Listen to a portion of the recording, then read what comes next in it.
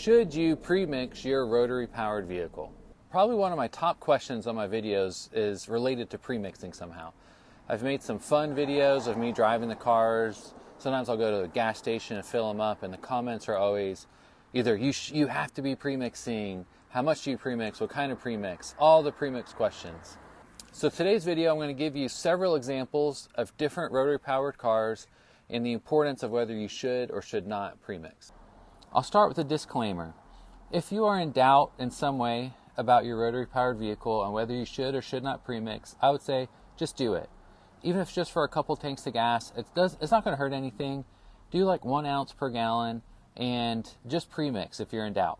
First, we're going to start with something like a early first gen RX-7. This also applies to like a second gen non-turbo rotary. These have the stock oil metering pumps. They're completely stock and everything's working. I'd give it a 2 out of 10 on importance to premix. These engines can last a very long time in their factory settings, but if you want to premix, that's not going to hurt anything.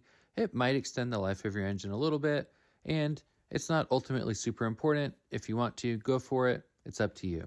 Next, I'm going to use something like my Cosmo or something like my FD when I first got it. It was completely stock. These engines are twin turbo. They're putting out quite a bit more horsepower than the non-turbo rotaries. So I'm going to give it like a 5, maybe a 6 out of 10. You probably should premix, but most people with these stock setups are driving them pretty lightly and nicely, and the engines will last a decent amount of time from the factory setup. Next, I'm going to do a Series 1 RX-8 specifically.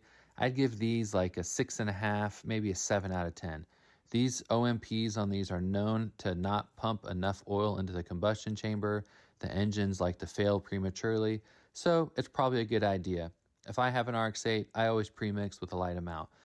Next, we'll do a turbo rotary. If you have any turbo rotary that's modified, like my FD in this picture, I'd go ahead and bump it up to an 8 out of 10. Once you start pushing the horsepower past the factory settings, it's good to go ahead and premix and just give that engine the extra protection. Lastly, this is a bridge-ported engine that I have.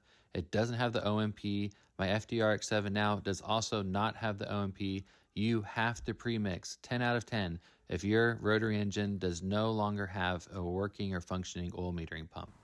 And lastly, there's a lot of different companies that make two-stroke oil to premix your rotary with. I would suggest Renewable Lubricants, as they make really high grade and specific products for the rotary power vehicles. Check out their page and their products.